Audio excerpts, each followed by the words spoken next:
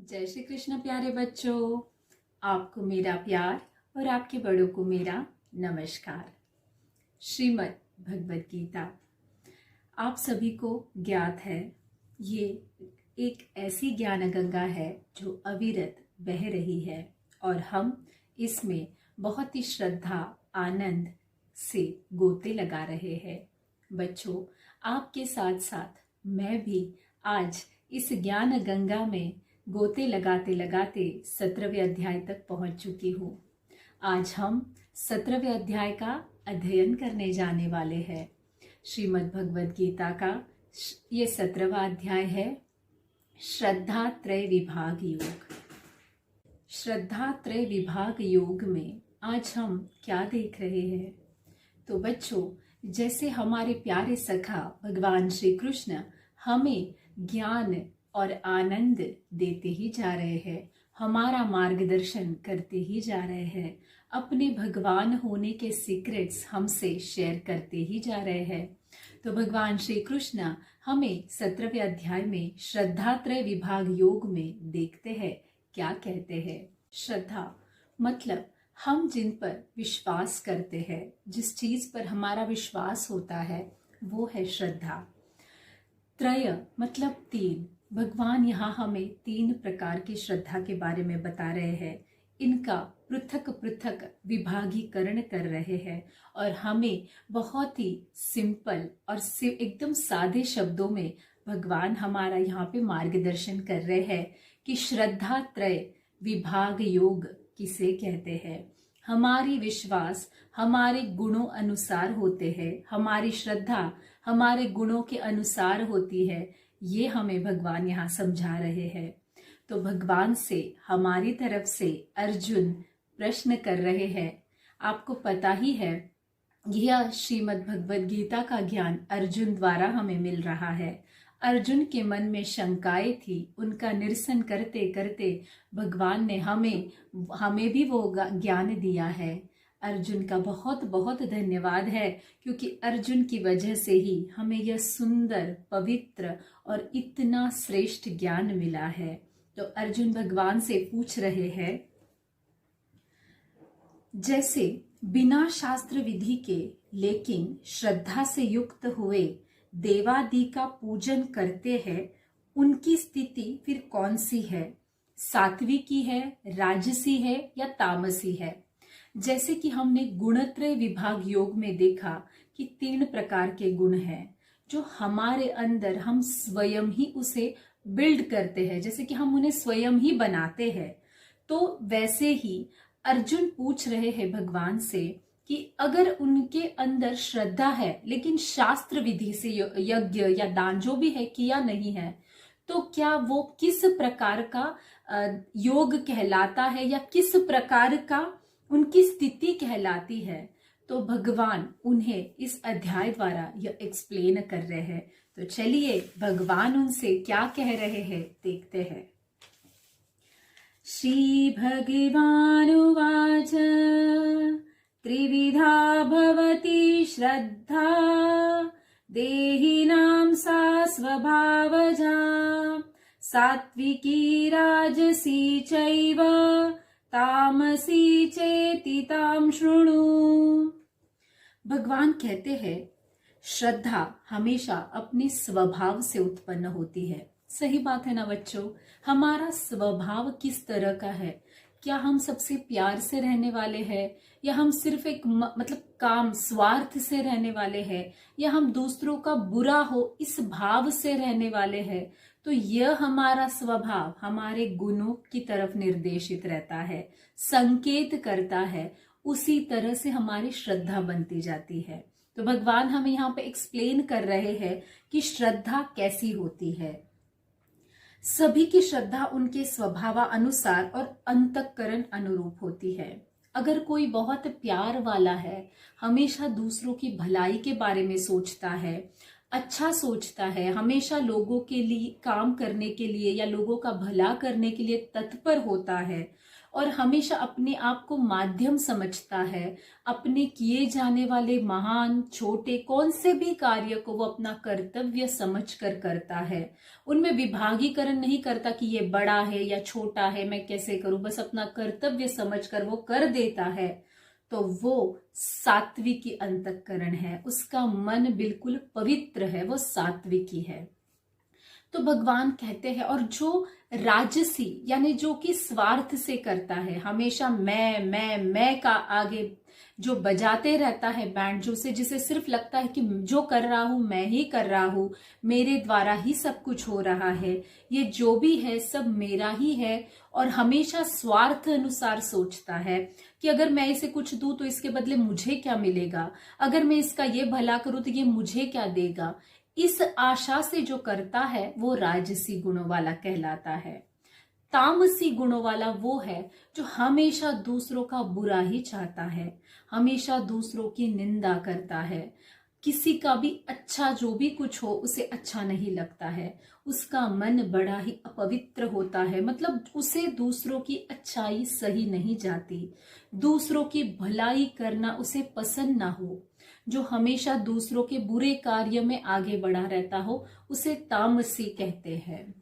तो इन्हीं अनुसार उनकी श्रद्धा भी भगवान कहते हैं निहित होती है। भगवान यहाँ हमें हर चीज का यही कह रहे हैं कि आपके जीवन के सिर्फ और सिर्फ आप ही शिल्पकार है। शिल्पकार मतलब जो भी जीवन आप जी रहे हैं उसके सिर्फ और सिर्फ हर चीज का कारण और निमित्त आप स्वयं ही है। जैसे आप है वैसा ही जीवन आपको मिल रहा है, जैसे कर्म जैसे कर्तव्य आप कर रहे हैं वैसा ही जीवन आप जी रहे हैं।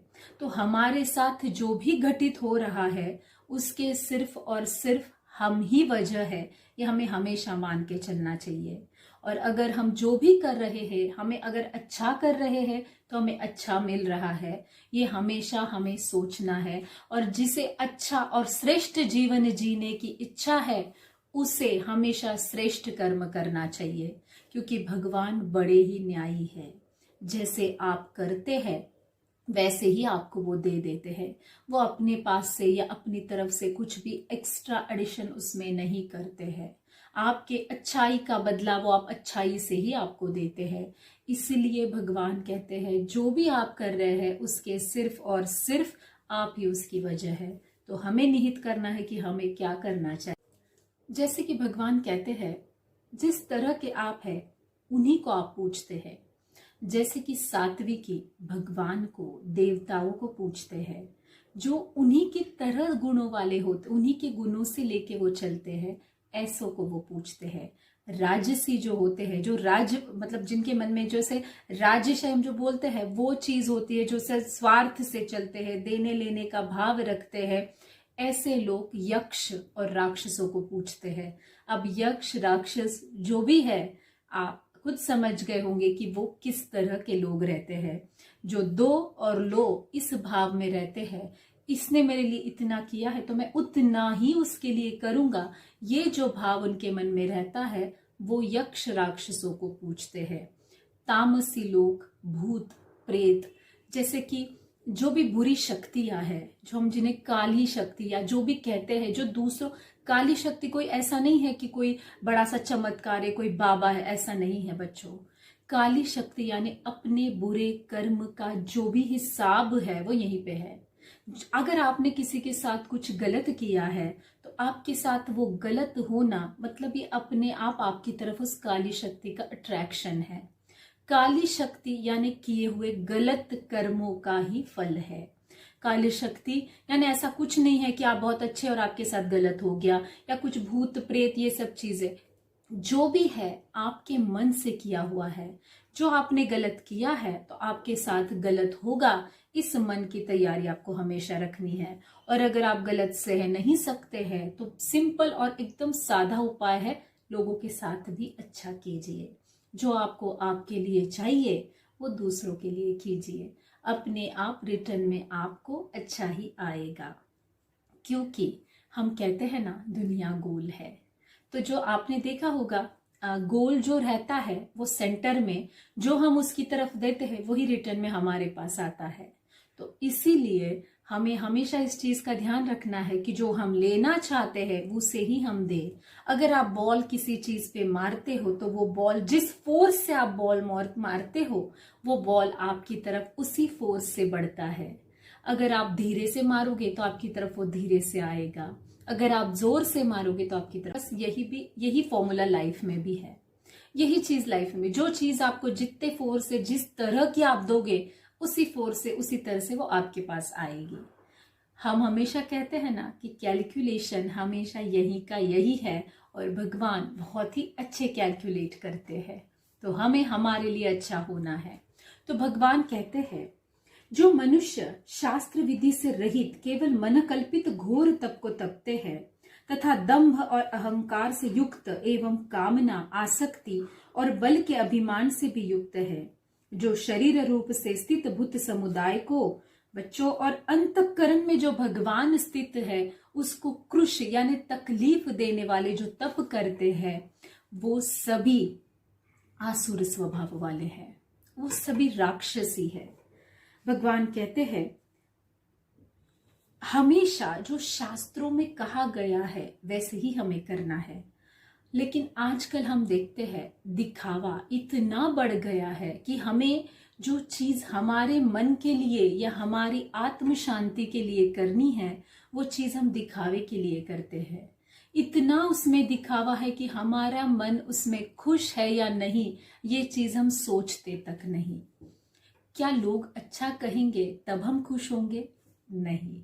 जब वो कार्य आप कर रहे हो और आपका मन खुश है, इसका मतलब आपके अंदर बैठे हुए वो परमात्मा खुश है, तो ही वो कार्य सफल है। लेकिन आजकल हम देखते हैं कि कोई भी कार्य इतनी अलग तरीके से बिना शास्त्र विधि को छोड़ के किया जाता है तो वो कार्य अच्छा नहीं रहता।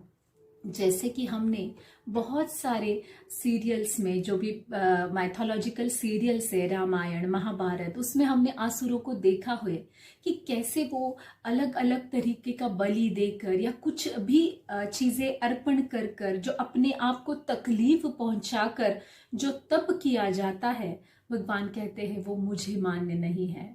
भगवान हमारे प्यारे सखा है, हमारे पिता स्वरूप है, तो क्या वो हमें तकलीफ देंगे? बिल्कुल नहीं। वो हमें तकलीफ देना ही नहीं चाहते, तो हम कौन होते हैं अपने आप को तकलीफ देने वाले? भगवान कहते हैं, जो इस गलत तरीके से तप करते हैं और जो मुझे और अपने आप को और जो भी यहाँ आजू बाजू जो भूत समुदाय शरीर रूप से है, जो दूसरे सजीवों को तकलीफ देते हैं, वो सभी राक्षस है। भगवान, आपने कभी कोई भगवान वाले इसमें देखा है कि जिसमें अच्छे गुण और वो ऐसे कोई कार्य कर रहा है? नहीं। शास्त्र विधि से कर कर शरीर को सुखी और समाधानी करने वाले कार्य हमेशा भगवान को प्रिय रहते हैं। तो ऐसे ही कार्य हमें करने। भोजन भी भगवान कहते हैं 3 प्रकार के होते हैं, सात्विकी, राजसी और तामसी। वैसे ही यज्ञ है। एक यहाँ पे आप छोटी सी बात नोट कीजिएगा, भोजन और यज्ञ भगवान ने साथ साथ लिया है, क्योंकि भोजन को भगवान यज्ञ की तरह ही पवित्र मानते हैं। बच्चों, आपको पता है हमारे शरीर में जब हम भोजन करते हैं, तो आपने अपने दादा दादी जी से या अपने बड़ों से सुना होगा, भोजन करते हैं तो हमारे बड़े हमेशा कहते हैं हम एक यज्ञ कर रहे हैं। जो पवित्रता से हम यज्ञ के प्रति रहते हैं, उसी भोजन के प्रति भी हमें उतनी ही पवित्रता रखनी चाहिए। क्योंकि जब हम पहला निवाला अपने मुंह में जाता है और जो हमारे जठर यानी हमारे पेट तक पहुंचता है, वहां पे अग्नि प्रज्वलित होती है। और इसे साइंस का भी विधान है, इसे साइंस का भी प्रमाण है। यह विधान साइंस में भी कहा है। तो मैंने आपको जैसे ही कहा है, श्रीमद् भगवद गीता विज्ञान पर आधारित है।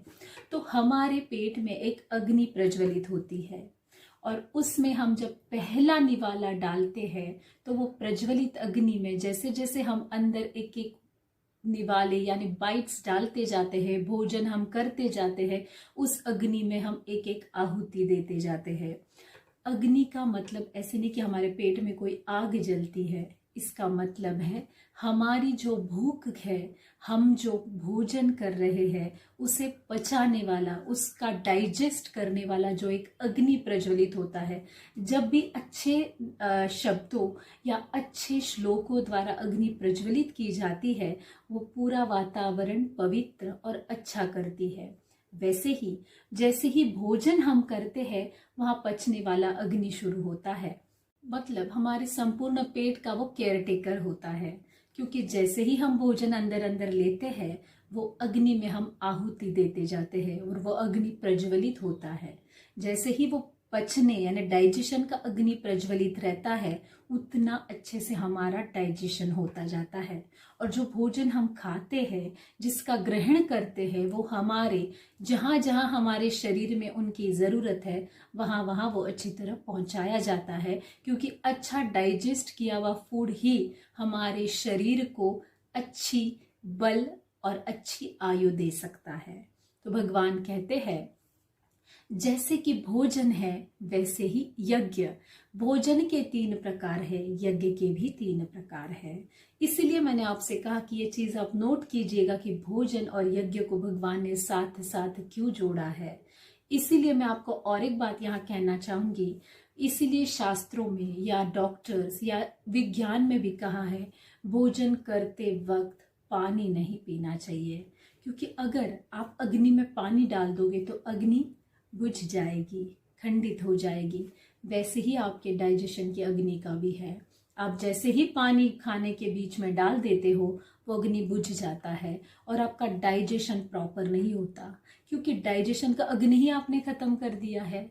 इसीलिए शास्त्रों में या हमारे डॉक्टर्स और गीता भी यही कहती है कि अग्नि को प्रज्वलित अच्छे से रखना जरूरी है।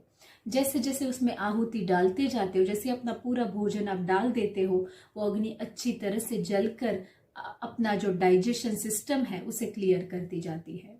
तो यही चीज आपको ध्यान रखनी है। इसलिए भगवान ने भोजन और यज्ञ को साथ साथ जोड़ा है। जैसे भोजन 3 प्रकार के हैं, वैसे यज्ञ भी 3 प्रकार के हैं, सात्विक, राजसी और तामसी। हम देखते हैं सात्विक भोजन भगवान किसे कहते हैं। जो हमारी आयु, बुद्धि, बल, आरोग्य, सुख और प्रीति को बढ़ाने वाले, रसयुक्त, चिकने और स्थिर रहने वाले तथा स्वभाव से ही मन को प्रिय ऐसे भोजन, ऐसा आहार मतलब सात्विकी पुरुषों को प्रिय है। रसयुक्त मतलब जिसमें अच्छा सा टेस्ट आता है। जो चिकना यानी हम देखते हैं कि पहले के जमाने में अच्छा घर का घी खाया जाता था, लेकिन आजकल तो डाइट के नाम पर घी से रिश्ता टूट गया है। यहाँ पे भी मैं आपको और एक बात समझाना चाहूंगी बच्चों। जो हमारे शास्त्रों में कहा गया है, जो हमारे दादाजी दादी जी हमसे कहते हैं और जो वो खाते हैं, वही चीज हमारे लिए सही है। आप कभी भी देखो, बड़े लोग हमेशा कहते हैं अच्छा घर का घी खाना चाहिए, अच्छा जो घर में बनाया हुआ रहता है घी उसे ग्रहण करना चाहिए। वो आपको हमेशा फायदेमंद होगा। वो आपके शरीर के वो फैट्स बढ़ाता है जो आपको जरूरी है, जो आपके शरीर को जरूरी है। इस चीज का प्रमाण या इस चीज को एक्सप्लेनेशन या इस चीज को साबित करना हो तो आप आपके डॉक्टर से भी मिल सकते हैं। जिस घी पर अग्नि संस्कार हुए हैं, वो घी हमेशा आपके लिए फायदेमंद साबित होगा। इसीलिए चिकने मतलब जो कि आपके शरीर में डाइजेस्ट होने के लिए इजी हो जाएंगे, जो आपके बल, आयु, आपकी जो भी ताकत है, शक्ति है, पावर है आपकी, उनको बढ़ाते हैं। जो आपको एक इन शॉर्ट हम कहेंगे हेल्दी फूड है, जो कि आपके अच्छी तरह से डाइजेस्ट हो जाते हैं, जल्दी डाइजेस्ट हो जाते हैं और आपको हमेशा एक्टिव रखते हैं। तो ऐसा जो भोजन है वो भगवान कहते हैं सात्विकी भोजन है।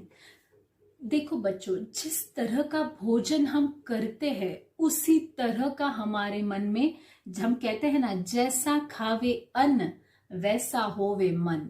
हमेशा हमारे बड़ों को हमने कहते हुए सुना होगा कि जो जिस प्रकार का भोजन करता है उसका स्वभाव, उसका मन भी वैसा ही होता है। तो जो अच्छा और सात्विकी भोजन करता है वो विचार भी सात्विकी रखता है। मतलब सिंपल सा जो भोजन रहता है, जो हमारे घर में बनाया हुआ है, जिसे भगवान को भोग धरने के बाद हमने भोजन ग्रहण किया हुआ रहता है, जिस भोजन को बड़े ही प्यार हमारे मम्मी या दादी ने बनाया हुआ रहता है, जो हमारे घर में बना हुआ रहता है, जो पवित्रता से प्रभु के नाम स्मरण से बनाया हुआ रहता है, जिसमें बहुत सारी पॉजिटिविटी रहती है, जिसमें अच्छे गुण रहते हैं, जिसे खाते वक्त हमारे चेहरे पे एक सुंदर सी मुस्कान आती है, ऐसा भोजन सात्विकी है। जिसमें बहुत अच्छा टेस्ट है, जिसको खाते वक्त हमारा मन, हमारा चेहरा, हमारी जो भी शरीर की जो भी अवयव है, वो सारे खुश और आनंदित होते हैं। ऐसा जो भोजन है वो सात्विकी है। जो कड़वा है, तीखा है, बिल्कुल एकदम से तला हुआ, ऑयली जिसे हम कहते हैं, जो कि बिल्कुल हमें खाते वक्त नाक आंख से पानी आता है, हमारे मुंह से अजीब अजीब आवाज आती है, दूसरा निवाला ले या नहीं वो हमारे मन में शंकाएं आने लगती है, ऐसा जो भोजन है वो राजसी कहलाता है। जिसमें मुंह जले, जिसमें बहुत सारा दुख यानी अपने आंखों में पानी आए, तीखा लगे तो मन में तकलीफ होने लगती है, अब ना खाए ऐसा जब हमें लगे, वो खाने के बाद 1 घंटे तक हम उसके तीखेपन का अनुभव करते रहे, ऐसा जो भोजन है, जो कड़वा है, जिसमें रस नहीं है, जो बिल्कुल ही ऐसे ड्राई टाइप का है, जो हमें डाइजेस्ट करने में तकलीफ देता है, वो सारा भोजन जो है वो राजसी कहलाता है। अब तामसी भोजन मतलब भगवान कहते उच्छिष्ट अपवित्र भोजन है, जो रात का बासी भोजन है। शास्त्रों में बासी भोजन को हमेशा वर्ज कहा गया है, उसे वर्जित है। जो भोजन 4 घंटे से ऊपर पकाया हुआ है उसे कहते हैं खाना नहीं चाहिए। उसके पीछे अनेक शास्त्रीय कारण है, क्योंकि जैसे जैसे भोजन ठंडा होने लगता है, भोजन का स्वाद बिगड़ने लगता है, उसके अंदर जो हेल्थ पावर है, जो हेल्थ वाली सब चीजें हैं जो हमें हेल्दी बनाती है, वो सारे कंटेंट जो है वो कम होते जाते हैं। उन पे जंतु यानी कि जो भी छोटे छोटे हम बोलते कीटाणुओं का प्रादुर्भाव यानी उस पर आने लगते हैं। तो ये भोजन हमारे लिए अच्छा नहीं है। बासी भोजन हमेशा हमारे शरीर को तकलीफ देता है। तो ऐसा जो भोजन जो खाता है जिसमें बास आती है, जिसमें बिल्कुल सुगंध ना हो, दुर्गंधित भोजन है, जिससे हमें खाने का मन ना हो, जिससे हमारा मन खुश ना हो, सिर्फ हमें एक क्रेविंग हो कि इसे खा ले, लेकिन खाने के बाद जो हमारे शरीर मन को तकलीफ देता हो, वो सारा भोजन तामसी कहलाता है। जो अपवित्रता से बनाया है, जिसमें जो भगवान को भोग नहीं धरा जाता, ऐसा सारा भोजन अपवित्र कहा गया है, तामसी कहा गया है। वो भोजन जो हमारे शास्त्रों में कहा गया है, मैं तो कहूंगी बच्चों, शुद्ध शाकाहारी यानी वेजिटेरियन फूड, वो भी बिल्कुल अच्छी तरीके से पकाया हुआ, सात्विकता से बनाया हुआ वही भोजन हमें ग्रहण करना चाहिए। उसके अलावा जो भोजन है वो राजसी और तामसी होता है, जिसमें एक तो हमें तकलीफ होती है तो होती ही है, प्लस दूसरों को भी वो तकलीफ देता है। तो ऐसा भोजन तामसी कहा जाता है, भगवान कहते हैं।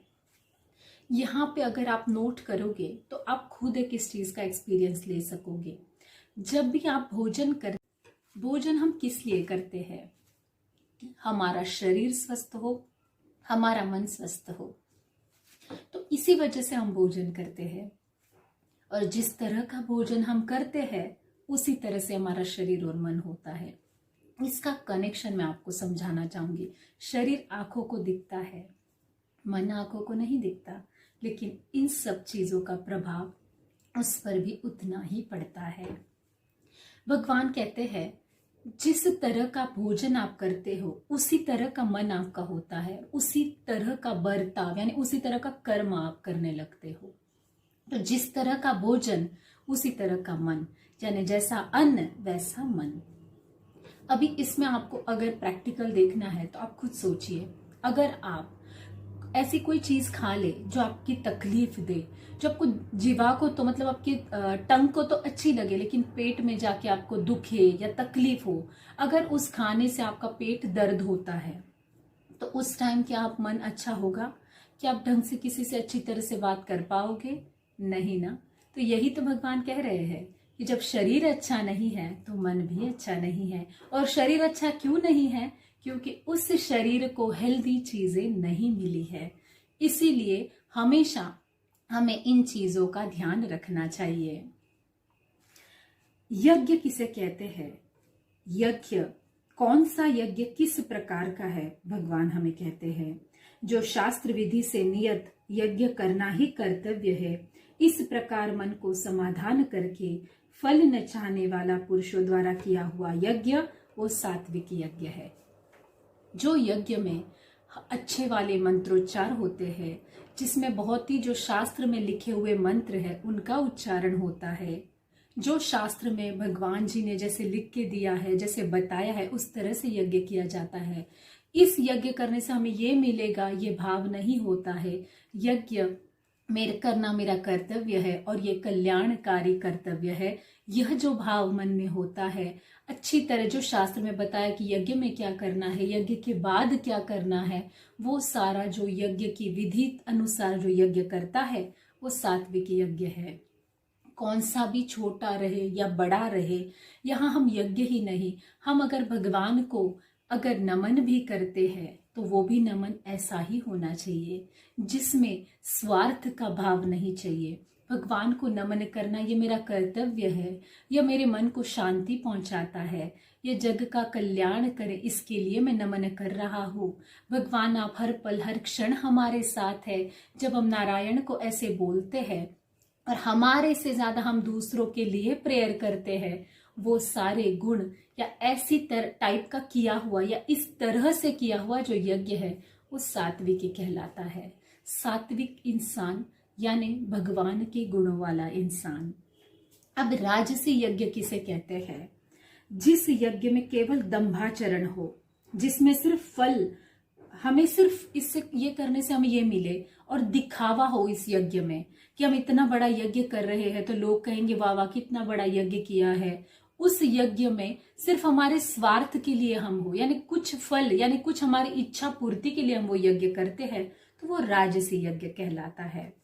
अब भगवान कहते हैं तामसी यज्ञ। तामसी यज्ञ उसे कहते हैं जिसमें कोई शास्त्र विधि नहीं होती, जिसमें शास्त्र अनुसार कोई भी विधि नहीं की जाती, जो यज्ञ केवल दंभ और सिर्फ दिखावे के लिए या किसी का बुरा करने के लिए किया जाता है, जिसमें अन्नदान नहीं होता, दक्षिणा नहीं किया जाती, जो यज्ञ कर रहा है उसके मन में श्रद्धा नहीं होती, मंत्रोच्चार नहीं होते।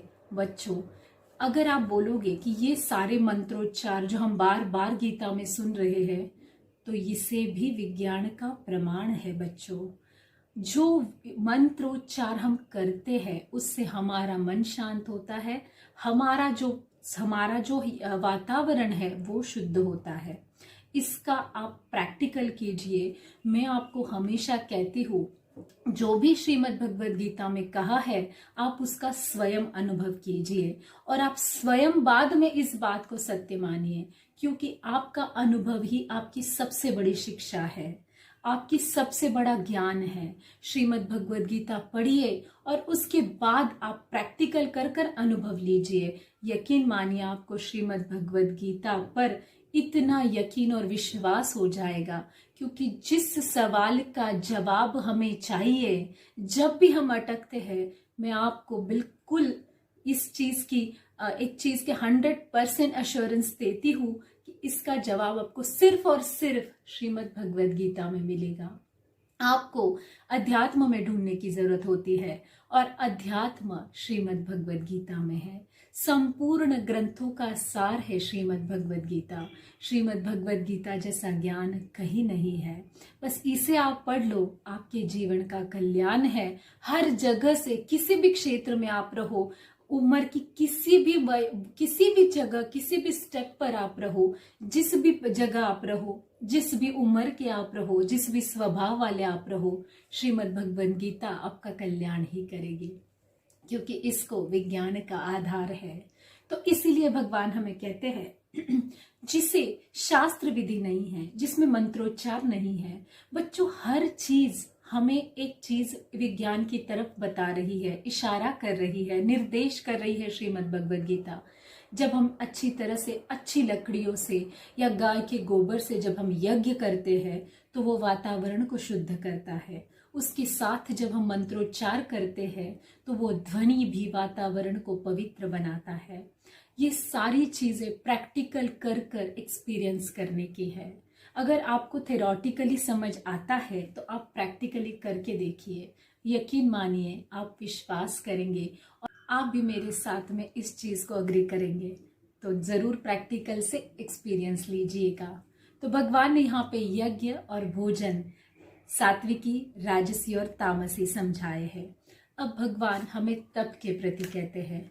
बच्चों, आप जिस शब्दों को बहुत ही हमें नहीं होगा, ये हमारी डिक्शनरी में नहीं है, ये सारी चीजें समझा रहे थे तो हमारे प्यारे सखा, हमारे केशव बहुत इजी करके हमें ये सारी चीजें बता रहे हैं। तो अभी तप किसे कहते हैं भगवान हमें कह रहे हैं। देवता, ब्राह्मण, गुरु और ज्ञानी जनों का पूजन, पवित्रता, सरलता, ब्रह्मचर्य और अहिंसा, यह शरीर संबंधी तप कहा जाता है। तप कितने प्रकार के हैं, यहाँ भगवान हमें पहले शरीर तप के बारे में बता रहे हैं। शरीर जो हमें दिख रहा है, हमारी बॉडी, जो हमारा एक्सटर्नल पार्ट है, उससे हम भगवान का, हमारे गुरु, हमारे जो भी बड़े हैं, हमारे पूजनीय है, जैसे कि हमारे भगवान जो हमारे आराध्य है, हमारे गुरु यानी हमारे मम्मी पापा, हमारे दादाजी, दादी जी, या हमारे जो भी घर में बड़े हैं, श्रेष्ठ है, जिनकी बात हम हमेशा मानते हैं, जिनकी बातों पर हमें हमेशा विश्वास है, उनकी बातें मानना यानी उनका पूजन करना है। उनके कहे हुए मार्ग पर चलना यानी उनका पूजन करना है। भगवान श्री कृष्ण भी यही कहते हैं। भगवान श्री कृष्ण के कहे हुए मार्ग पर चलना मतलब ही उनकी असली पूजा करना है। वैसे ही गुरुजनों का, बड़ों का, वैसे ही ये सारी चीजें शरीर तप कहलाती है। पवित्रता, मन में हमेशा पवित्र भाव कि लोगों का भला हो, सीधी तरीके से इस दुनिया में रहना, बहुत ही अच्छी सात्विकी तरीके से हमेशा अच्छाई करना है और दरिया में डाल देना है। अच्छा सोचना, अच्छा करना, अच्छा बोलना, ये सारा भगवान कहते हैं सात्विकी लोगों के यानी शरीर का तप कहलाता है। जब हम शरीर से इन सब चीजें करते हैं, आप इस भी चीज का प्रैक्टिकल कीजिए। इसमें जो एक एक शब्द कहा गया है बच्चों, उस सब का आप प्रैक्टिकल जरूर कीजिए। जब हम शरीर से, अभी आप एक एग्जाम्पल ले लीजिए। अगर आप भगवान के रूम में या पूजा के घर में बैठे हैं और जब आप श्री कृष्ण को कोई फूल या कोई भी उनकी सेवा में अर्पण कर रहे हैं, तो क्या आपके मन में गलत भाव होगा? नहीं। श्री कृष्ण अर्पणास तो कहते कहते धीमी सी मुस्कान आपको भी पता नहीं चलता कि आपके चेहरे पर आ जाती है। तो ये हो गया आपका शरीर पूरा ही अच्छा, क्योंकि वो तो हाथ से कर रहा है भगवान की पूजा और चेहरे पे ला रहा है मुस्कान। अपने आप शरीर का तप अच्छा हो गया। जब हम किसी बड़ों के सामने नमन कर कर उनके सामने जब झुकते हैं, तब हमें उनका आशीर्वाद मिलता है। और जब हम झुकते हैं तो हमारे मन में जब भी हमारा शीश या हमारा सर हम उनके सामने झुकाते हैं, हम अपने अभिमान को उनके सामने समर्पित कर देते हैं। और जब अभिमान हट जाता है, वो इंसान बहुत ही अच्छा देवगुणी हो जाता है। तो यही चीज है, जब हम नमन करने के लिए शीश झुकाते हैं तो हम अपना अहंकार छोड़ते हैं, क्योंकि नमन हम तभी करते हैं, शीश हम तभी झुकाते हैं जब हम अहंकार से रहित होते हैं। जो ये शरीर का तप जब हम करते हैं, हमारे बड़ों की बात मानते हैं, तो हम उनके मन को खुशी देते हैं और उनके कहे हुए मार्ग से हम जैसे ही कृति यानी एक्शन करते हैं, तो ये शरीर का तप कहलाता है, क्योंकि ये शास्त्र विधि अनुसार है। जो उद्वेग न करने वाला, प्रिय और हितकारक यथार्थ भाषण है तथा जो वेद शास्त्रों के पठन का एवं परमेश्वर के नाम जप का अभ्यास है, वो वाणी संबंधी तप है।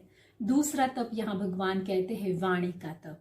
वाणी यानी हम जो बात कर रहे हैं, जो हमारी आवाज है, जो हमारी मुख से जो शब्द, जो वाक्य निकल रहे हैं, जो भाषण, जो स्पीच हम दे रहे हैं, वो है हमारी वाणी।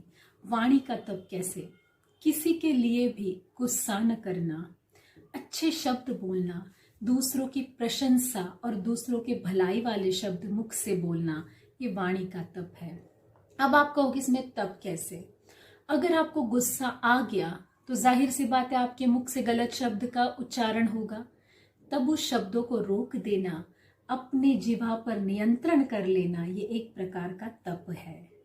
जैसे हमने शरीर में देखा कि हमारे मन में शरीर को बहुत सारी चीजें ये करना है वो करना है, लेकिन हम वो नहीं करते और शास्त्र विधि के अनुसार नमन करके अच्छी बातों का अनुसरण करते हैं, अच्छी बातों पर चलते हैं, तो हम शरीर का तप करते हैं। मतलब अच्छी कृति, अच्छी एक्शन करते हैं तो हम शरीर का तप, क्योंकि हम शरीर पर नियंत्रण यानी कंट्रोल रखते हैं। वैसे ही जिह्वा का भी है। जब मन में बहुत सारा गुस्सा भी हो, हम मन से नाराज भी हो, लेकिन वाणी से हम अगर अच्छे ही शब्द बोलते हैं, इसका मतलब हमने हमारे जिह्वा पर नियंत्रण किया है। इसे वाणी का तप कहते हैं। बच्चों, इस मुख से, शब्दों से बहुत बड़े बड़े युद्ध भी हो सकते हैं। आपने बहुत सारे पुराणों में ये कथा भी सुनी होगी कि शब्दों की वजह से बड़े बड़े महायुद्ध हुए हैं। तो इसीलिए वाणी का तप करना भगवान कहते हैं बहुत जरूरी है, क्योंकि कभी कभी शरीर जो नहीं करता वो वाणी कर जाती है। अगर ये वाणी अच्छी तरीके से चलाओ तो किसी का दिल जीतकर आपको बहुत श्रेष्ठता का भाव दे सकती है, श्रेष्ठता तक पहुंचा सकती है। और अगर इस वाणी से कुछ गलत उच्चारण आप कर देते हो तो आप कनिष्ठ में से कनिष्ठ, और पता नहीं आपके साथ क्या अघटित भी हो सकता है। इसीलिए भगवान कहते हैं शरीर के तप के साथ वाणी का तप भी बहुत जरूरी है। मन की प्रसन्नता, शांत भाव, भगवत चिंतन करने का स्वभाव, मन का निग्रह और अंतःकरण के भावों की भली भांति पवित्रता, इस प्रकार मन संबंधी तप कहा गया है। तीसरा तप कहते हैं भगवान मन का तप। मन से भी हम बहुत पाप करते हैं बच्चों। पाप का क्या मतलब है? गलत करना यानी पाप। जो चीज हमारे मन को बुराई की तरफ ले जाए वो है पाप। पाप यानी ये नहीं कि कोई ऐसे कोई ये कांटा या कुछ वजन लेके बैठा है जो इसमें तोल रहे हैं, ये सारी चीज, ये सारे हमारे मन के भाव है, हमारे मन का विषय है। तो जो ये है पाप और पुण्य, सिर्फ हम जो अच्छे कृत्य करते हैं उन्हें पुण्य का नाम दिया है, और जो गलत और अघटित या कुछ भी जो रॉन्ग है वो सारा पाप है। तो भगवान कहते हैं कि मन का पाप मतलब क्या, मन का तप मतलब क्या। मन से पाप कैसे होता है? जब हम किसी के बारे में गलत सोचते हैं, भले हम एक्शन ना करें, भले हम अच्छा ना बोले, मतलब कुछ भी ना बोले और कुछ भी ना करे, फिर भी मन में अगर हम किसी के लिए गलत सोचते हैं, ये भी बहुत बड़ा पाप है। इसीलिए भगवान कहते हैं मन का तप करना बहुत जरूरी है। लोगों के लिए हमेशा अपने मन में अच्छे विचार चाहिए, क्योंकि आपको पता है ना कि आपके अंतःकरण में भगवान श्री कृष्ण का वास है। भले ही आप दूसरों को पता न चले, लेकिन आपके मन में जो विचार चल रहे हैं वो भगवान श्री कृष्ण को जरूर पता है। उस हिसाब से भी भगवान आपके साथ न्याय करते हैं। अगर आप किसी के लिए गलत सोचते हैं तो भगवान श्री कृष्ण को तुरंत पता चल जाता है, और वो वैसा ही आपके साथ करते हैं, क्योंकि भगवान कहते हैं जो आपको चाहिए वो लोगों के साथ कीजिए। तो अगर आपको लगता है कि आपके लिए नारायण कुछ अच्छा करे, भगवान श्री कृष्ण कुछ अच्छा करे, तो लोगों के लिए पहले अच्छा कीजिए।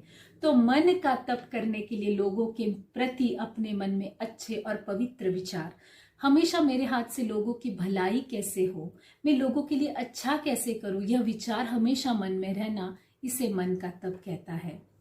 कुछ भी हो जाए, हमारा मन बिगड़े, हमारे मन में कुछ भी गलत भाव आए, लेकिन उन्हें वहीं पे रोक देना, उन्हें मन से निकाल देना और उनकी जगह अच्छे विचारों को रखना, यह मन का तप है। मन पर संयम, मन का कंट्रोल यानी मन का तप है। शांत भाव, भगवत चिंतन करने का स्वभाव। जैसे हम शरीर से भगवान की पूजा करते हैं, वाणी से भगवान के श्लोक बोलते हैं, वैसे ही मन में भी हम भगवान का ही चिंतन करना चाहिए। मन में जब हम भगवान का चिंतन करते हैं तो यकीन मानिए, आप जरूर इस चीज का प्रैक्टिकल कीजिए, आपके सारे तप पूरे हो जाते हैं। जब भी आपके मन में गुस्सा हो तो आपके बड़े आपको जरूर कहते कि 1 2 3 गिनिए। मैं आपसे कहूंगी कि मेरे जैसे गुरु मुझसे कहते हैं आप राम राम का जप कीजिए, अपने आप आपके मन से निकल जाएगा। जैसे आपके बड़े कहते हैं आपको 1 2 3 4 5 ऐसे नंबर गिनिए, उल्टे नंबर गिनिए, बस इन नंबरों के साथ में मेरे गुरु कहते हैं राम राम को जोड़ दीजिए। यानी राम राम एक, राम राम दो आप कहते रहिए, आपके अंदर की नकारात्मकता निकलकर सकारात्मकता बढ़ जाएगी। क्योंकि राम नाम में इतनी पावर है कि आपके पूरा जो सिर्फ आपके मन को नहीं, आपके जो भी आजू बाजू इर्द गिर्द है, जो भी आपके वातावरण में आपका सबूताल है, उन सबको वो पवित्र और सकारात्मक बना देंगे। तो ये हो गया मन का तप। तो भगवान यहाँ 3 तप कहते हैं, शरीर का तप, वाणी का तप, मन का तप। और ये तीनों भी बच्चों एक दूसरे से कनेक्टेड है। प्रैक्टिकल कीजिए, फिर एक्सपीरियंस लीजिए और फिर विश्वास कीजिए। यही श्रीमद् भगवद गीता और भगवान श्री कृष्ण चाहते हैं।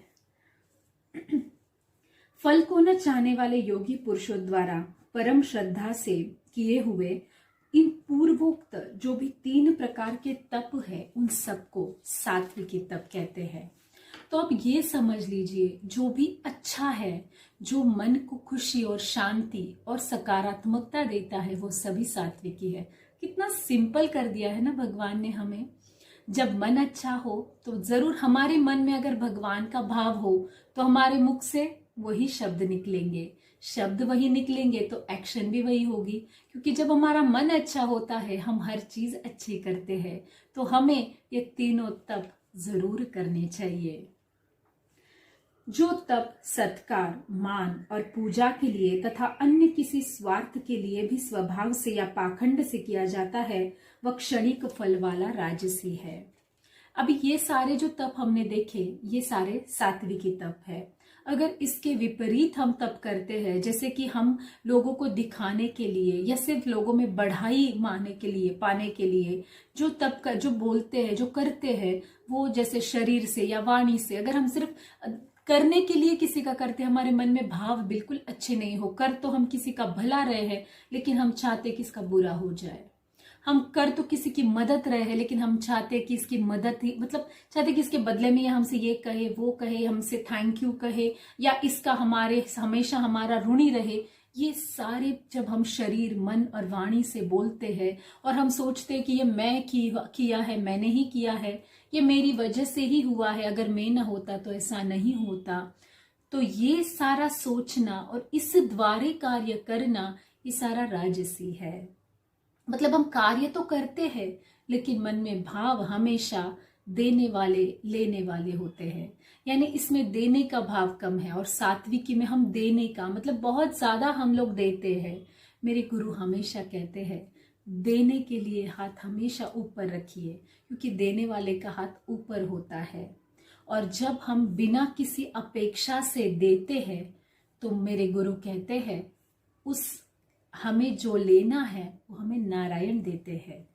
तो हम जब देते हैं तो निस्वार्थ भाव से दे देना चाहिए, क्योंकि जब हम किसी को कुछ देते हैं तो वापस हमें देने की जिम्मेदारी नारायण की हो जाती है। क्योंकि वो इंसान हमें दे नहीं पाता, लेकिन भगवान तो कैलकुलेशन बिल्कुल बैलेंस शीट क्लियर करते हैं, हमेशा टैली रखते हैं हर चीज। जब वो आपको दे नहीं पाता आपकी अच्छाई के बदले, तो भगवान नारायण आपको देते हैं। और जब आप 1 गुना देते हैं तो मेरे गुरु कहते हैं नारायण आपको 100 गुना लौटाते हैं। तो हमेशा देने का भाव रखिए, नारायण आपको कभी कोई चीज से कम नहीं करेगा। भगवान श्री कृष्ण इसीलिए कहते हैं सात्विकी गुणों वाला निस्वार्थ भाव से देता है, राजसी गुण वाला हमेशा स्वार्थ रख कर जो कार्य करता है, जो स्वार्थ रख कर देता है या कोई भी कर्तव्य करता है, तो वो जो भी है कि इसमें मेरा कर्तव्य के बजाय उनके मन में ये भाव होता है कि ये मैं करने से मुझे तुरंत ही इसके बदले क्या मिलेगा। जो मिलने का भाव तुरंत रिटर्न में रखता है वो राजसी तप कहलाता है। जो तप मूढ़ता पूर्वक हट, मन, वाणी और शरीर के पीड़ा से सहित अथवा दूसरे का अनिष्ट करने के लिए किया जाता है, वह तापस यानी तामसी कहा जाता है। जैसे कि हमने देखा कि अगर हम शरीर से किसी का बुरा कर रहे हैं या हम मदद करने की शक्ति रखते हैं, फिर भी हम किसी की मदद नहीं करते हैं, जानबूझकर हम शरीर से ये पाप करते हैं या हम किसी को भी अपने शरीर से तकलीफ पहुंचाते हैं, तो वो तामसी तप कहलाता है शरीर का। वाणी से जब हम गलत शब्द बोलते हैं, दूसरों को तकलीफ दे, दूसरों को रुलाए या दूसरों को अस्वस्थ कर दे या दूसरों को कभी भी मन को बुरा लगे, ऐसे शब्द जब हम बोलते हैं वो तामसी वाणी का तप है। जब हम मन से किसी का बुरा हो या किसी को श्राप दे, किसी के लिए गलत सोचे, हमेशा लोगों के लिए गलत भाव हमारे मन में हो, तो वो तामसी तप है मन का। तो देखिए बच्चों, भगवान ने हमारे सामने ऐसे 3 कॉलम्स रखे हैं। हमें कौन सा चूज करना है ये हमारे ऊपर निर्भर करता है, क्योंकि जैसे कर्म हम करेंगे, जैसा मन, जैसा अंतःकरण हम रखेंगे, वैसे ही हमें सब मिलेगा। अंतःकरण शुद्ध, कर्म शुद्ध, हमें जो मिलेगा, जो जीवन हमारा होगा वो शुद्ध। इसलिए हमेशा आपके सामने सब क्लियर है, आपको क्या लेना है ये आपके ऊपर निर्भर करता है। आपका जो कर्तव्य है, आपकी जो भी दी गई आपको जिम्मेदारी है, वो पूरी करना अच्छी तरीके से, बिना किसी स्वार्थ भाव से, बिना मन में कर्तापन का भाव से करना, हमेशा सात्विकी और भगवान श्री कृष्ण के प्यारे सखा बनने का बहुत ही बड़ा अवसर कहलाता है।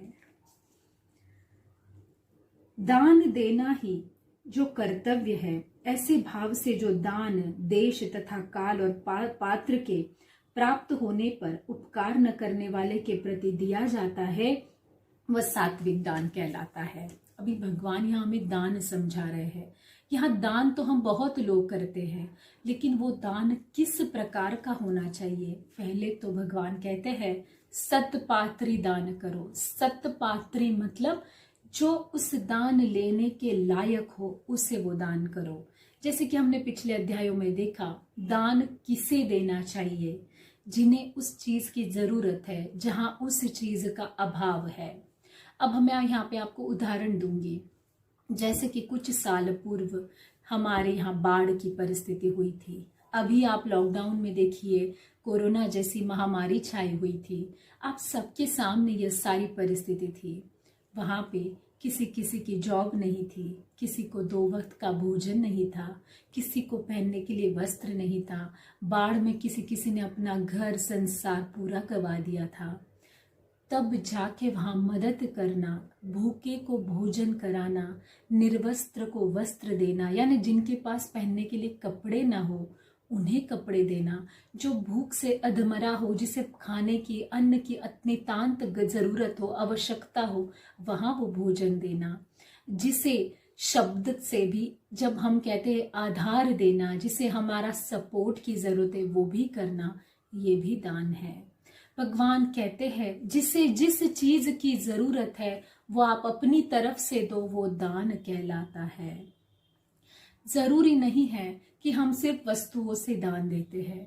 अगर कोई गलत मार्ग में है, अगर आपका कोई फ्रेंड है जो गलत चीजें कर रहा है और आपके पास आया है या नहीं भी आया है, लेकिन आपको दिख रहा है, तो आपका पहला कर्तव्य है कि आप उसे सही और अच्छी राह दिखाए। उसके जो भी मन में जो गलत है उसे आप निकाले और उसका अच्छा मार्गदर्शन करें। ये भी आपके विचारों का दान है बच्चों। जब आपके पास आपका दोस्त कोई आता है अपना दुख सुनाने और आप बड़े अच्छे मूड में हो, लेकिन वो बहुत ही मूड में उसका खराब हो या उसे बिल्कुल मन में अस्वस्थता हो, तो आप अपने अच्छे मूड की वजह से उसका अगर ना सुने तो ये गलत है। जब वो आए उसके मन को अच्छी तसल्ली देना, उसका जो भी दर्द है सुन लेना, अगर हो सके तो उस पे कुछ उपचार या जो भी है आपके मन से आप उसको अच्छा कुछ समझा सके वो समझाना, ये भी एक बहुत बड़ा दान है। भगवान कहते हैं वस्तुओं का दान तो हमें करना ही है, लेकिन सत्पात्री, ब्राह्मणों को दान देना भी जरूरी है, लेकिन ब्राह्मण वो हो जो शास्त्र विधि से चलता हो, जो उसके कहे हुए कर्तव्य पूरे करता हो, जो श्रेष्ठ ब्राह्मण कहलाता हो, जो वेद मंत्रों का पठन करता हो, जो बिल्कुल शास्त्र विधि से चलता हो, ऐसे ब्राह्मणों को दान देना है। दान किसे देना है और कैसे देना है ये भी बहुत देखना जरूरी है। अपने आंख और कान खुले रखो। भगवान जो कह रहे हैं वो बहुत ही प्रैक्टिकल है और इस दुनिया में चल रहा है।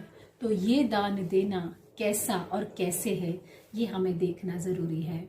दान जिस जगह जिस चीज का अभाव है वहां वो दान, फिर वो दान वस्तुओं का हो, दान विचारों का हो या आपके वक्त का हो, ये भी दान है। जब किसी को आपके वक्त की जरूरत है, मतलब जैसे कि मैंने बोला कि आपका एक दोस्त आपके पास आया है, उसे कुछ आपसे बात करनी है, उसके मन के भाव आपसे शेयर करने हैं, उसे वक्त देना, ये भी बहुत बड़ा दान है।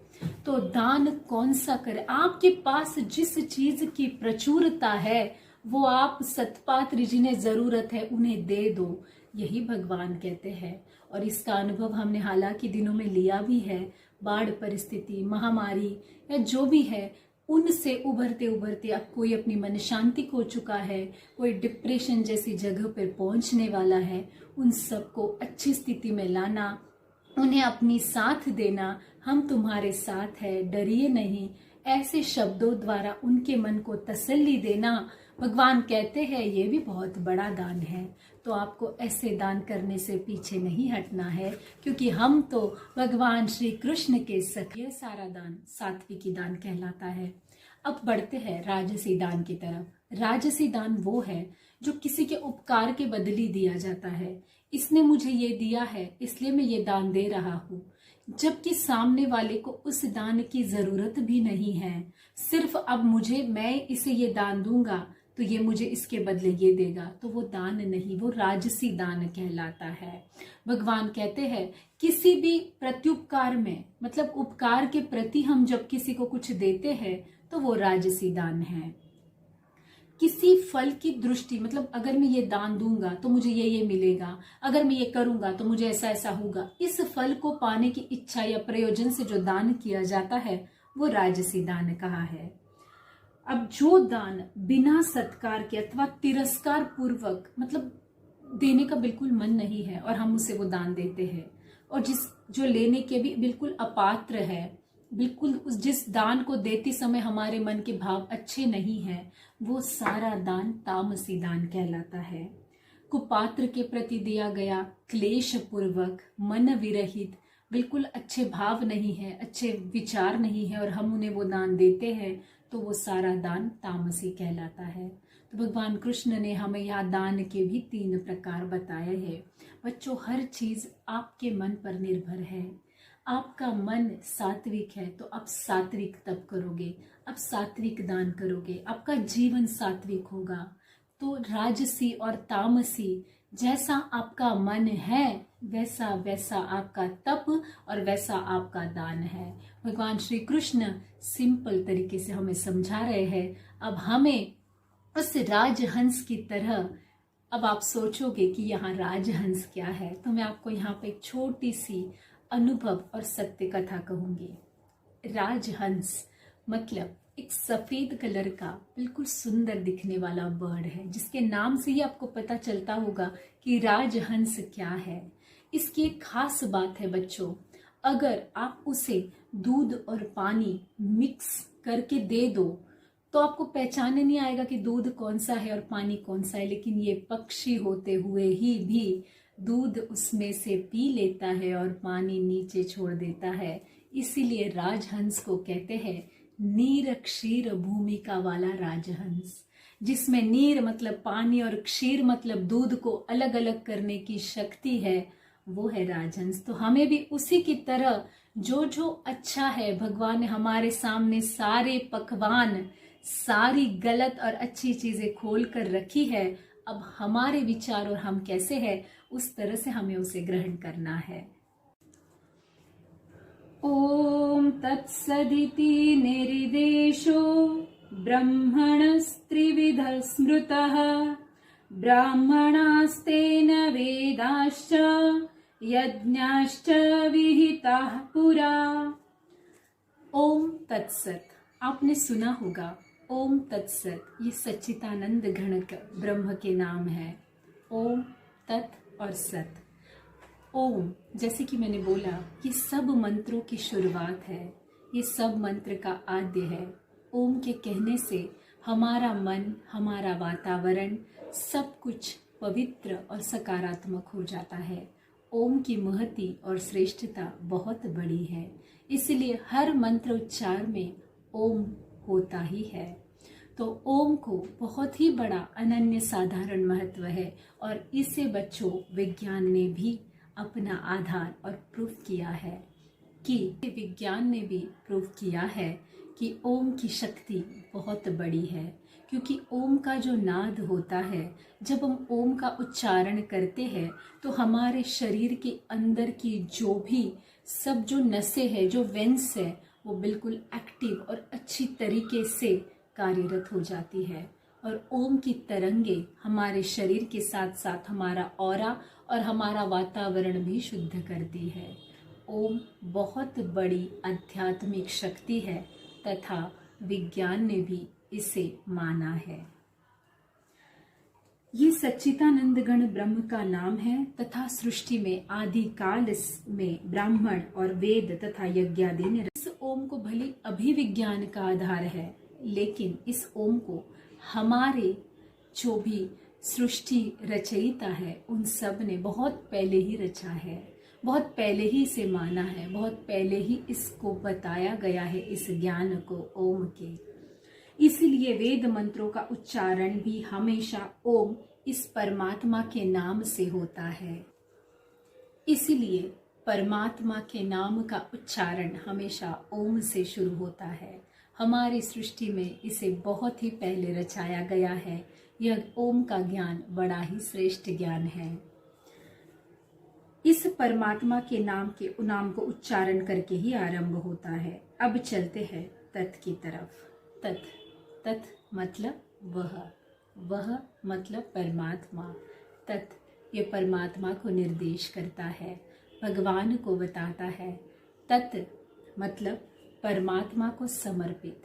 बच्चों, जब भी हम यज्ञ करें या जो भी तपरूप क्रियाएं करें, दान रूप क्रियाएं, कल्याण की इच्छाएं द्वारा जग का कल्याण हो, सब अच्छा हो, इस भाव से जब हम कुछ भी कर्तव्य या कार्य करते हैं, वो तत्व यानी परमात्मा को समर्पित होता है।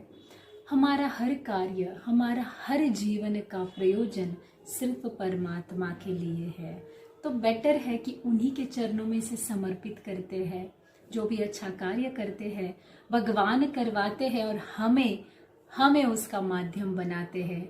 जो भी अच्छा भाव है भगवान हमें देते, क्योंकि हम जिसकी मदद करते वो हमें थैंक यू कहता है। करने वाला कोई और है लेकिन थैंक यू लेने वाले हम हैं, तो हम भी क्यों ले, जिसका है उन्हीं को लौटा दे।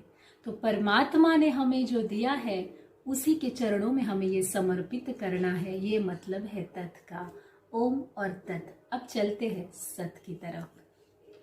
सत परमात्मा का नाम। सत मतलब सत्य। बच्चों, परमात्मा से बड़ा इस दुनिया में, इस त्रैलोक्य में कौन सा सत्य है? परमात्मा एकमेव सत्य है, बाकी सब माया है, सब असत्य, सब झूठ है। लेकिन परमात्मा एक ही सत्य है। ये अभी तक हम 17वें अध्याय तक पहुंचते पहुंचते समझ गए हैं कि सत यानी सत्य यानी परमात्मा। ओम, तत् और सत परमात्मा के ही शब्द हैं, परमात्मा के ही गुण हैं। श्रेष्ठ भाव से प्रयोग किया जाता है तथा भगवान कहते हैं, हे पार्थ, उत्तम कर्म में भी सत्य का शब्द प्रयोग किया जाता है। जब भी कोई अच्छा कार्य होता है तब हमने देखा है हमारे सखा वहाँ हाजिर जरूर होते हैं, उस कार्य में होते हैं। तो भगवान सत यानी अच्छे कार्य सत्य है, क्योंकि वो कभी भी खत्म नहीं होने वाले। तो जो कभी भी खत्म नहीं होता, जो अविनाशी है, वो परमेश्वर है और वही सत्य है और वही सत्य है, क्योंकि सत्य कभी खत्म नहीं होता। वो त्रिकाल बाधित है, वो हमेशा चलता ही रहता है, वो यूनिवर्सल है जो चलता ही रहता है। इसीलिए सत्य को यूनिवर्सल ट्रुथ कहते हैं। सत्य यानी परमात्मा, परमात्मा से बड़ा और अच्छा सत्य कोई नहीं है। श्रेष्ठ सत्य है परमात्मा। तो सत्य का मतलब है परमात्मा। ओम है सब मंत्रों का उच्चारण, जो उन्हीं से सब कुछ शुरू है। तत् यानी परमात्मा को समर्पित और सत यानी सत्य केवल परमात्मा ही है। कितना बड़ी महती है इन 3 शब्दों में बच्चों। देखने के लिए 3 शब्द है, क्योंकि हम इन्हें आसानी से उच्चारण कर पाए। हर अच्छे कार्य को कर कर ओम तत्सत कहा जाता है। इसका ये मतलब है कि जो भी है अच्छा कार्य ओम से शुरू है, क्योंकि वो वेद जहाँ पे मंत्रों का उच्चारण करके दान होता है वो परमात्मा को समर्पित होता है और वो सत्य होता है। ओम तत्सत। ओम का नाम का उच्चारण करके दान करो। तत् यानी परमात्मा को समर्पित है, सत यानी सत्य है। यही तो ओम और तत्सत की महती है। कुछ भी अच्छा करे और ओम तत्सत कहे। अच्छा कार्य सत्य है और वो परमात्मा को ही समर्पित है। यह भाव भगवान कृष्ण कहते हैं मन में रखिए, मैं आपका साथ और हाथ कभी नहीं छोड़ूंगा। तथा यज्ञ तप और दान में जो स्थिति है वह सत इस प्रकार की है। इसीलिए परमात्मा के लिए किया हुआ कर्म निश्चय पूर्वक सत है। अच्छा कार्य परमात्मा का है और वो उन्हीं से किया जाता है, उन्हीं की प्रेरणा से होता है। वही वो अच्छा कार्य करवाते हैं, क्योंकि अच्छे कार्यों में परमेश्वर परमात्मा भगवान श्री कृष्ण का वास्तव्य जरूर होता है। भगवान कहते हैं बिना श्रद्धा के किया हुआ हवन, दिया हुआ दान एवं तपा हुआ तप और जो कुछ भी किया हुआ शुभ कर्म है वह समस्त असत इस प्रकार का कहा जाता है। इसलिए वह तो इस लोक में लाभदायक नहीं है और ना ही बाद में। जो भी है अच्छी तरीके से सत्य और अच्छे मन से करो। भगवान कृष्ण कहते हैं जो भी आपको करना है, हवन हो, तप हो या दान हो, जो भी शुभ कर्म है वह समस्त अच्छी श्रद्धा और अच्छे भाव से जब आप करते हैं तो वो सत कहलाता है, वो ओम तत्सत होता है।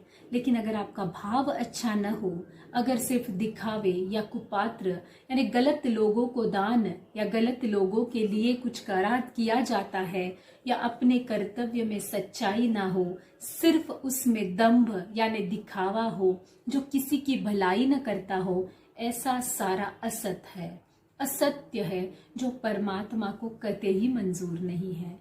इसीलिए जो भी कर्तव्य करो, भले वो दान हो, तप हो या भगवान का नाम स्मरण जिसे हम कहते हैं, या जो भी हम कर्तव्य हम करते हैं, किसी की मदद हम करते हैं, दान हो या तप हो या जो कुछ भी आप शुभ कार्य करते हैं, उन सब में आपकी अच्छी श्रद्धा का होना जरूरी है, यानी आप में सात्विक गुण होना जरूरी है। तो आपकी श्रद्धा सात्विक होगी और तो ही आप ओम तत्सत को अच्छी तरीके से ये दे पाओगे और उस ओम तत्सत को अपने किए हुए कर्म में ले पाओगे। तो भगवान श्री कृष्ण 17वें अध्याय में श्रद्धात्रय विभाग योग में हमसे कह रहे हैं कि जिस तरह से हमारे गुण हैं उसी तरह से हमारी श्रद्धा का विभागीकरण होता है। लेकिन भगवान ने हमारे सामने इतना सुंदर तरीके से सारा स्पष्टीकरण रखा है, तो बच्चों मैं जरूर जानती और मानती हूँ आप इतने अच्छे और सात्विकी गुणों वाले हैं कि आप भगवान श्री कृष्ण के सखा बनने के लिए श्रीमद् भगवद गीता ने कहे हुए हर उस ज्ञान और मार्गदर्शन पर मार्गक्रमण कर ही रहे होंगे। और आप सात्विकी गुणों वाले और सात्विकी श्रद्धा वाले, सात्विकी तप वाले और सात्विकी दान करने वाले, अच्छे कार्य कर्तव्य और कर्म करने वाले, बहुत ही सात्विकी गुणों वाले भगवान श्री कृष्ण के प्यारे और अच्छे सखा है। बच्चों 17वां अध्याय आज यहाँ पूर्ण होता है। मैं आपसे कहना चाहूंगी श्रीमद् भगवद गीता का अध्ययन कीजिए, सिर्फ अध्ययन नहीं प्रैक्टिकल कीजिए, अनुभव कीजिए और फिर विश्वास रखिए। आप अपने जीवन में इतनी सुंदरता, इतनी श्रेष्ठता, इतना समाधान और आनंद पाएंगे कि मैं शब्दों में आपसे कह नहीं सकूंगी।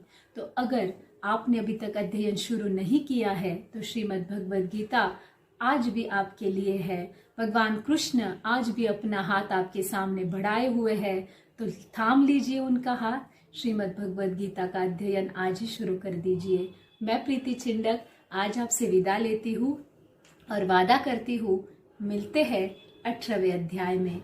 बच्चों, श्रीमद् भगवद गीता का अंतिम अध्याय 18वां अध्याय, तो जरूर मिलिएगा और श्रीमद् भगवद गीता के इन 17 अध्यायों का जरूर मार्गक्रमण और मार्गदर्शन लीजिएगा, उनके मार्गस्थ रहिएगा और उनके कहे हुए ज्ञान पर चलिएगा। भगवान श्री कृष्ण का हाथ और साथ हमेशा आपके साथ है। जय श्री कृष्णा।